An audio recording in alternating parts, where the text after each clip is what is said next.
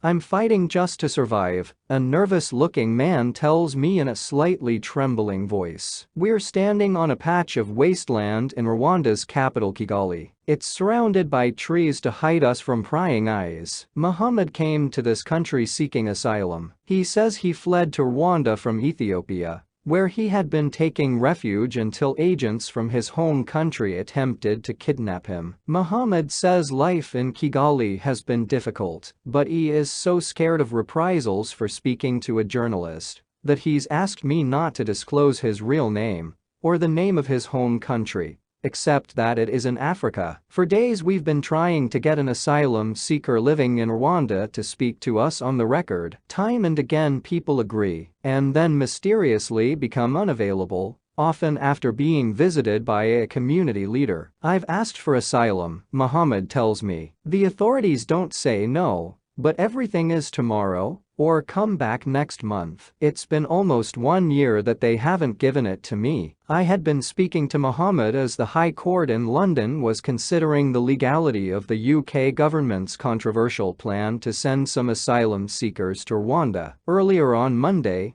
the judges ruled that the UK government's policy is lawful and any relocations there would be consistent with the UN Refugee Convention, although the cases of 8 individual asylum seekers had not been properly considered. The UK government believes the prospect of being sent to Rwanda to have asylum cases processed will act as a deterrent to people crossing the English Channel on small boats. But opposition critics say the policy is cruel, unworkable and expensive. Previously, campaign group Human Rights Watch (HRW) had expressed concern about conditions in Rwanda, saying there was repression of free speech, arbitrary detention, ill treatment, and torture. In its assessment published earlier this year, the UK government had said that, notwithstanding some restrictions on freedom of speech and/or freedom of association, it was unlikely that someone being relocated from the UK would face ill treatment. The United Nations Refugee Agency had told the court that Rwanda lacked the minimum components for an accessible, reliable, fair and efficient asylum system. It was concerned that people could be sent back to countries where they face torture. And in a report in June, the UN agency said that the efficiency and timeliness of the asylum procedure is of concern, with decisions taking up to 1 to 2 years to be issued in some cases. Muhammad says he feels like his life is in limbo. He is unable to work legally because he doesn't have proper papers. Friends and relatives help, he tells me, adding that odd jobs give him a little income, but with a wife and children to support, the uncertainty is taking its toll. He says he'd like to leave Rwanda and go anywhere there is peace, like Canada or Australia. Among the concerns raised by campaigners opposed to the UK plan is the treatment of LGBT people in Rwanda. Unlike in some neighboring countries,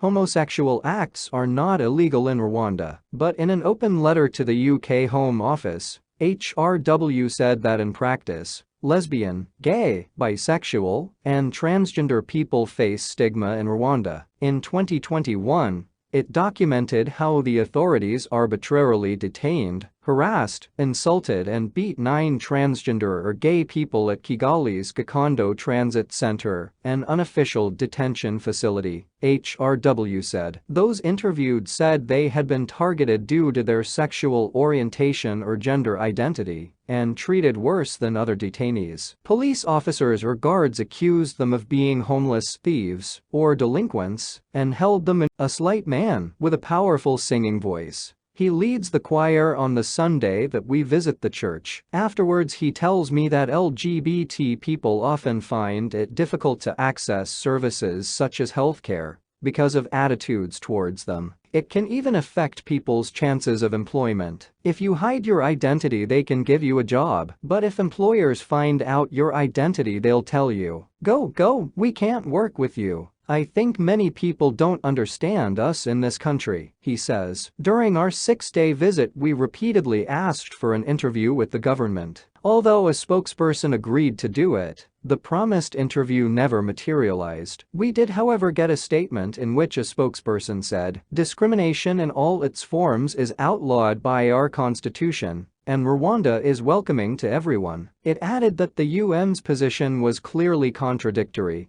as it criticized Rwanda while still sending asylum seekers to the country, including more than 100 from Libya earlier this year. But responding to the London High Court ruling that the UK government's plan was legal, the Rwandan government welcomed the decision and said it stood ready to offer asylum seekers and migrants safety and the opportunity to build a new life in Rwanda. There are also refugee success stories in Rwanda. Tekle team arrived here from Eritrea almost 25 years ago in 1998. He now runs a chain of wholesale shops and supermarkets. His staff are busy unloading a truck with big boxes and carrying them into one of his many shops when I meet him. When I arrived here, everything was new to me, but the people were so friendly it didn't take me long to integrate. I started with 4 staff. Now I have more than 600, he says. Unlike many refugees, Mr. Tekle had the money needed to start up his business. Still, he says, Rwanda offers opportunities for all,